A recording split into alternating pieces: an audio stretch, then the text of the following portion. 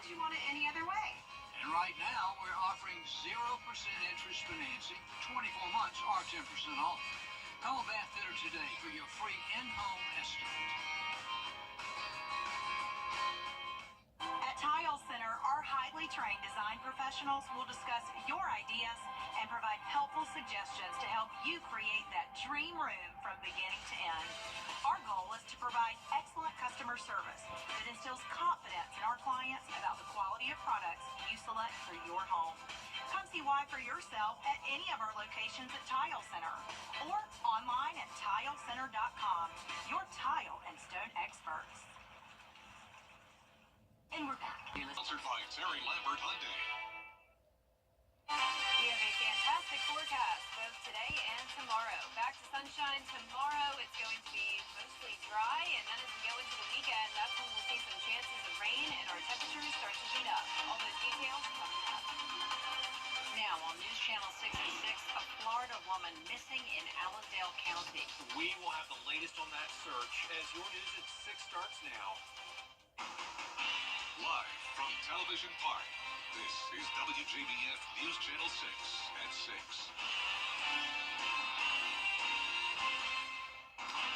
Hello, everybody. I'm Brad Means. And I'm Jenny Montgomery. Thank you for joining us. Coverage you can count on begins with an investigation in Allendale County after a woman went missing there 2 days ago. Law enforcement found her vehicle parked on a set of train tracks in a very rural part of the county. News Channel 6's Bria Smith is live at the Allendale County Sheriff's Office. Bria. Brad, it's been 3 days since Jessica Rapsis' family has heard from her, and 3 days since law enforcement found her vehicle, according to the Allendale County Sheriff's Office. 27-year-old Jessica Rapsis lives in Jacksonville, Florida. It's not clear why she was in this area, but authorities say they found her vehicle on railroad tracks in northwestern Allendale County near the community of Morton. When her vehicle was found, they say it was still warm but had been sitting for a while.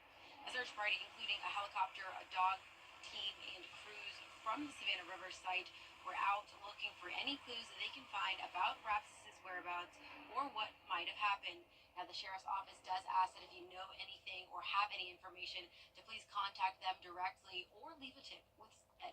For now, reporting live in Allendale, Bria Smith, WJBF, News Channel 6. It is time now for our first check of the weather. Here's Chief Meteorologist Jenna Petracci. Well, it's been a nice dry day, definitely cooler in the morning, and even now it's definitely not as hot as it could be. And as we take a look at our satellite and radar, we have a little bit of cloud cover across the area moving in, but no rain with it. A couple sprinkles tried to form in McCormick County, but that's about it.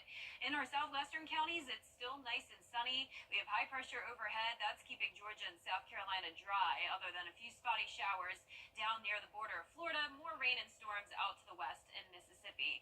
Temperature-wise, we're in the upper 80s in a lot of places, right at 90 though in Evans, 88 in Allendale, Augusta now at 86, 87 in Swainsboro, Sylvania at 90, Wrightsville 89, and 90 in Lincolnton. Dew points are definitely much lower today, as low as 64 in Augusta and Waynesboro, so it's no longer the dangerous heat we have to work with. We're actually only feeling like around 90 degrees, which is not bad at all for this time of the year. Winds are coming in from the east, a little bit breezy in Aiken County, 7 miles per hour, 5 in Sandersville, 8 now in Wrightsville. It's going to be a great night for the baseball game. Looking good here on our Terry Lambert Hyundai Skyview cam as they get ready for the game tonight. First pitch at 7:05. Green Jackets once again taking on the Fayetteville Woodpeckers. 84 at 7 o'clock. Partly cloudy, going down to 80 degrees at the 8 o'clock hour and upper 70s by 9 o'clock. Now it'll be another night with temperatures eventually falling into the upper 60s. But then over the weekend, as I mentioned, we will heat up a little bit. Humidity back on the rise, along with some chances of rain. I'll have all the details on that coming up shortly, but back to you. Jenna, thank you. The family of a Wagner Sally teacher killed by a falling utility pole has settled out of court. Junelle Robinson was killed in August of last year after a tractor trailer hit low-hanging power lines, which pulled 8 damaged poles out of the ground. One of those poles struck and killed Robinson. Today, attorneys for her family announced they'd reached a settlement with Dominion Energy and Comporium for $30 million. The money will be used to create a fund to provide school supplies to teachers across South Carolina. We have an update for you now out of Columbia County on the construction of Westmont Elementary School, and the building is not going to be complete in time for school tomorrow. They're still working on it, still finishing up the construction project. So, students go to the Columbia County School Support Department complex that's on Riverwatch Parkway, and we have the traffic plan for that on our website at WJBF.com. Recovery efforts continue in Screven County following Tropical Storm Debbie. Local farmers are at a loss due to massive flooding, but that's not the only major obstacle they're facing. Graham Lee reports. The P-State is currently the #1 supplier of peanuts in the country and the #2 supplier for cotton. But the storm damage is only adding to the challenges coming to farmers growing those crops. The county received between 10 and 14 inches of rainfall from Debbie last week. But prior to that, farmers have been struggling with low commodity prices, meaning record lows for peanut and cotton crops. They're also dealing with higher than normal supply costs due to inflation, and farmers say their wallets are now taking an even bigger hit because of the storm. Our commodities that we're growing have lost about 40% of their value in the last 6 months. So we bought on the high side, and we're going to be struggling to sell this, to get bids to sell this crop this year. Where we were selling cotton for $1 last fall at 85 or 90 cents, it's down to just in the mid-60s now. The harvesting season is just around the corner, and farmers say they're doing all they can to get ready. In Sylvania, Graham Lee, WJBF News Channel 6. An Augusta woman has died several days after she was hit by a car. It was Sunday when 62-year-old Jan Jacoby was hit while crossing Peach Orchard Road. She died yesterday from those injuries. Today, South Carolina Governor Henry McMaster held a ceremonial bill signing for legislation taking action against human trafficking. The bill expands the definition of sex trafficking and creates a new program within the Attorney General's office that would keep victims' addresses confidential. Part of that bill also addresses child luring, making it a criminal offense. That means if an adult does lure or try to entice someone under 16 years old, they'd be guilty of a felony and face a fine up to $10,000 and or up to 10 years in prison. Someone was driving through a neighborhood trying to get children, trying to get them to go in their vans by trying to get them to pet a dog. Police came, talked to the man. Unfortunately, they couldn't charge the man with anything until he shut the door, because it was not against the law to have a child pet a dog. It's only against law once they shut that door. So every year we've been filing this bill. Thank goodness we were able to finally get it across the finish line this year. Also under this bill, if a person was coerced into committing offenses while they were a victim of human trafficking, they would be protected legally. Federal officials have charged 5 people in the death of actor Matthew Perry. Still ahead on News Channel 6 at 6, price drops for several prescription drugs. How the historic deal was made after the break. And it's a nice end to the work week, pretty quiet weather. Tomorrow will be similar, and then over the weekend, that's when we'll see some rain chances and also slightly hotter temperatures. All the details coming up. Hi, ET. And Jim is back for another check of the weather. Well, we have very nice conditions today, and tomorrow looks similar. It's staying sunny and dry. Then over the weekend, we'll have some chances of rain, and we're heating up a bit. I'll have the full forecast right after the break. Kamala Harris has Lane.com. Do you have what it takes to be a Border Ball cheerleader? We're looking for the area's best high school seniors. Tryouts for Team South Carolina will be held on Sunday, August 25th. Register now at WJBF.com/cheer. Weather headlines on News Channel 6, brought to you by Nixon Roofing. The News Channel 6 mobile app is now even better. Download it today. Now, your most accurate forecast with WJBF Live Viper 6. Welcome back. Well, we have some sunshine at times, clouds at other times. Certain parts of the CSRA are completely sunny, and then around Augusta, we do have some cloud cover, but no rain coming with these clouds. We will keep things nice and dry tonight. You're looking at our Terry Lambert Hyundai Skyview cam at Washington Road. We're sitting at 86 degrees, only feeling like 88. Winds are coming in from the southwest at 5 miles per hour. Dew point's at 64, and the humidity is only at 48%. Upper 80s for the most part, but as low as 83 now up in McCormick, 89 in Wrightsville. Sylvania still hanging on to that 90-degree mark, 86 in Waynesboro, and 88 showing anything going on, not a drop of rain across the CSRA or anywhere nearby. We did have an update to our drought monitor today. You can see we have a lot of improvement from how it was earlier this summer. We had a lot of places in the third phase of drought, which was the severe drought. And of course, Hurricane Debbie, which was then Tropical Storm Debbie, took care of all of that. So no surprise that our southern counties in particular are no longer in any phase of drought. It's just the far northern portion of McCormick and Saluda that still have some dry conditions, but nothing too bad. Overall, those rain chances are pretty minimal over the next several days to come. Best chance of rain will be this weekend, but it will be late at night. So far for the month of August, we have picked up on nearly 3 inches of rain, most of that from Debbie, and on average we have around 4.5 inches. Now, since we're only halfway through the month, it's very possible that we could get right around to that average, and that will keep our drought conditions looking good. Mostly sunny skies for your Friday. Temperatures starting out in the upper 60s, climbing to around the 90-degree mark. Great night for high school football tomorrow. Harlem versus Greenbrier for game night live. Kickoff sitting at 85 degrees. Low 80s by the time the game ends, and then eventually dropping to the upper 60s to go into the weekend. 71 for Sunday morning. That'll be about as warm as it gets. Then next week, we'll continue to see the upper 60s, and even our high temperatures will be below average next week. Our weekend forecast showing some rain knocking on our door starting Friday night. This is 10 o'clock, our long-range futurecast. You may think it looks like it'll be really rainy, but because this high pressure is in control, that's keeping a lot of dry air in place.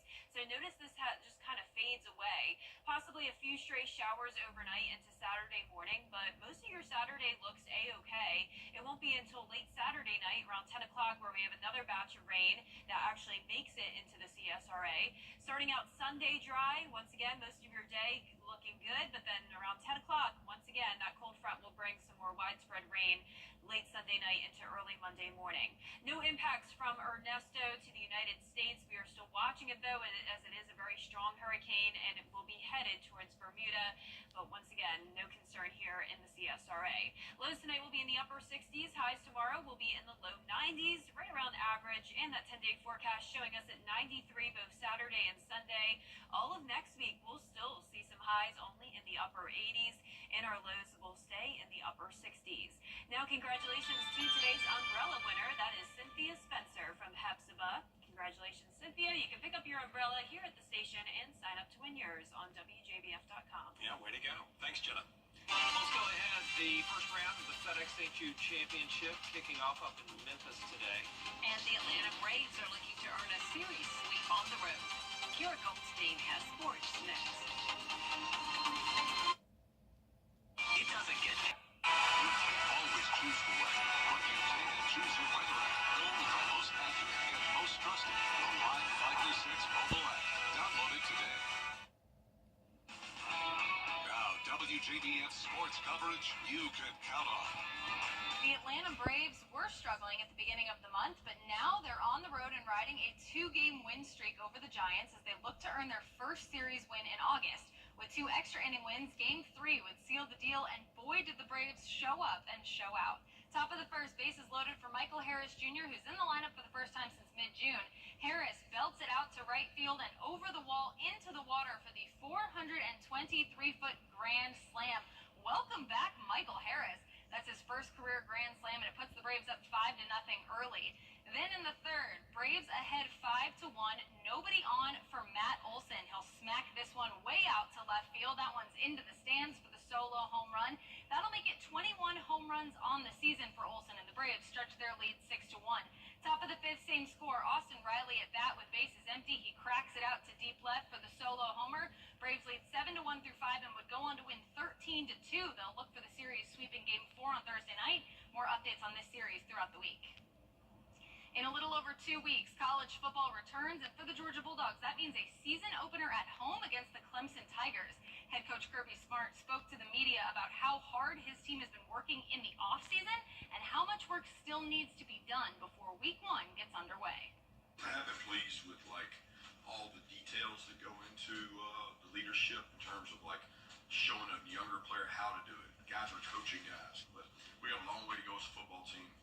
We are nowhere near close to where we need to be. I feel like we have less depth than we've ever had, and that's kind of a common theme talking to other coaches I talk to. I call it the deterioration of football because because every year we've been here, I feel like we've had more players capable of going in and play winning football, and every year that goes down. So we've got to keep working to increase that number.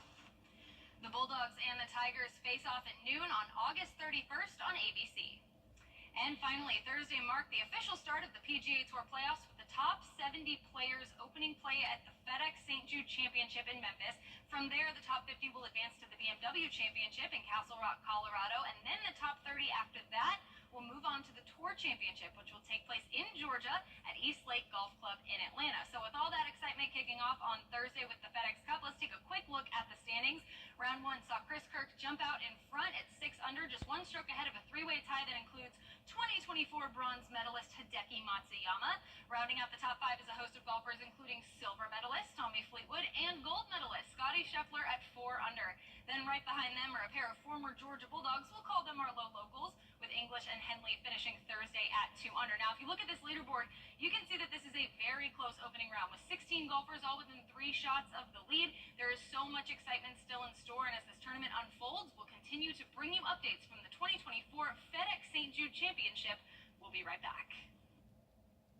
Get 12,000 off new Silverados. Well, for our 10-day forecast, you can see we have mostly sunny skies still over the next day or so. Temperatures in the low 90s. We'll be at 93 over the weekend, 40% chance of rain late at night. Then next week, mostly dry and sunny once again. Temperatures still staying in the upper 80s and our lows in the upper 60s.